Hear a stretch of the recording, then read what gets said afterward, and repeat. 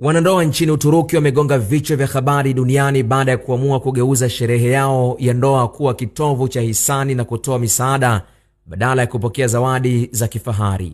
Badala ya kuomba dhahabu, vito ama fedha kama ilivyo desturi ya harusi nyingi katika mji wa Sanliufa, maharusi hao waliwaomba wageni wao kufanya jambo moja la kipekee: kuwakusanya watoto yatima kama wageni wao wa heshima.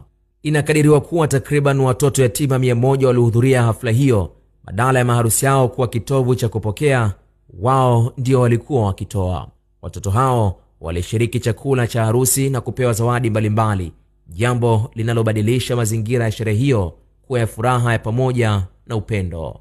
Wanandoa hao wamesema lengo la kufanya hivyo ni kutaka kuanza maisha yao mapya kwa kutafuta baraka kupitia tabasamu na furaha za watoto yatima hao. Tukio hili si la kwanza nchini Uturuki. Limeonekana kuwa sehemu ya mtindo mpya unaoitwa humanitarian weddings, yani harusi za kibinadamu.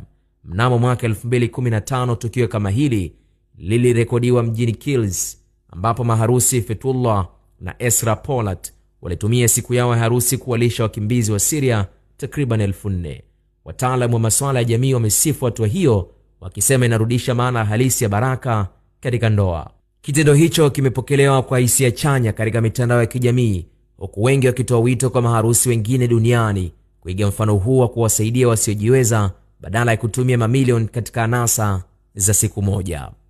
Khalid Omar, Kishki TV. Kishki TV, nuru ya dini yako.